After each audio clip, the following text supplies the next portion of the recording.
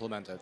Yes, what they do is really divide the farmers with taxpayers' money. They want to get rid of 3,000 big nitrogen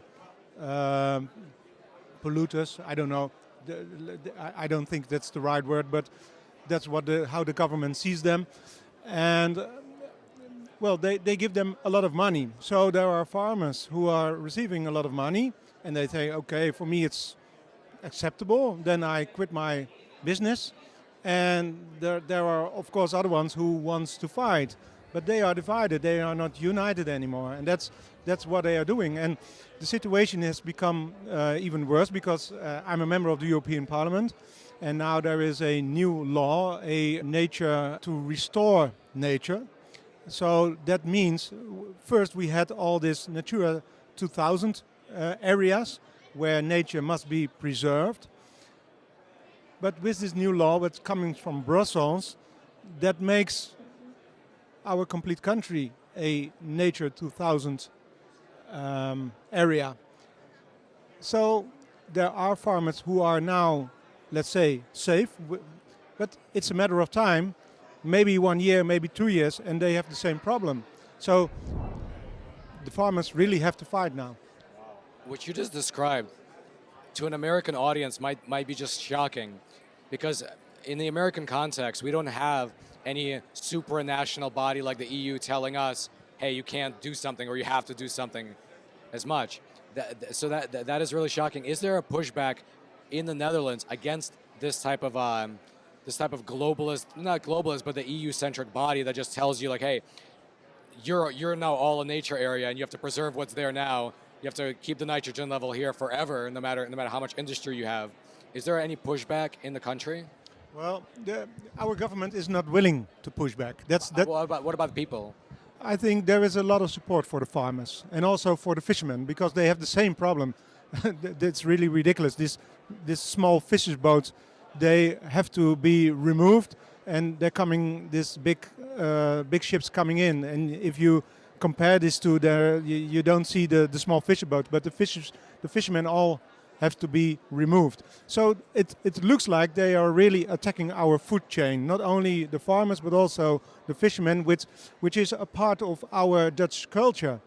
And our government is not. It is a agenda to get rid of the farmers. They don't fight. The people support the farmers, but the problem is our mainstream media is they give a wrong picture of the situation, so people are not well informed. Whenever I go to Holland or the Netherlands, I usually read the Dutch media. I Google Translate it, and I'm always amazed how the media paints it like in a very black-white. You have the farmers who are fighting the good climate policies, bad farmers, good climate policies, and it's like. But after speaking to I spoke to the farmers, I spoke to the scientists, I spoke to members of parliament, and I realized it's not so black and white. The farmers, they have technologies that they can use to reduce nitrogen. Yeah. The question of is too much nitrogen a bad thing is not even that clear, because it's just the Natura 2000 areas. More nitrogen is not bad. You just have more different trees, more different bushes, right? So it's like the media just seems to be gaslighting people into just going along with it and not questioning it. Is that an accurate assessment? Yes, absolutely.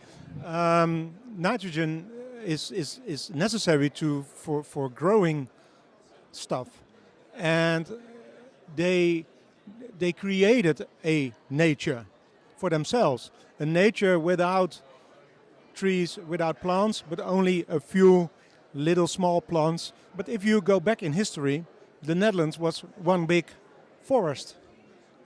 Then in the 1700s, the population was growing. They needed wood. We built the ships to come to the United States, and we also built houses, and the people had to warm their houses. So a lot of these forests disappeared because people just burned it. Then these areas in the Netherlands became like a kind of desert, and that's what they called. This is the nature that we have to preserve. But it's really crazy. It's just a snapshot of the time that you want to see. And as a matter of fact, I'm 56. When I was young, we only had 2-3 kinds of birds in our garden, and and also in the water. And what I see now is all kinds of birds, maybe 20, 30 in the neighborhood where people live. Nature is, we did so good the last 40 years. Our farmers, since 1990, they reduced nitrogen with 66%. So that's a terrific job. But the farmers are to blame, because we have also the aviation industry, and that doesn't count. And that's crazy. We need the farmers. We are, after the United States, the second largest fruit producer of the world. Our farmers are really efficient.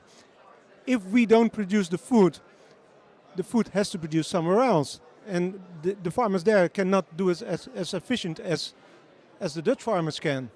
But if you really look saving the planet, then you have to look to the global situation. And if you replace our farmers, then it will be the same thing somewhere else, because we have 8 billion mouths to feed on this planet.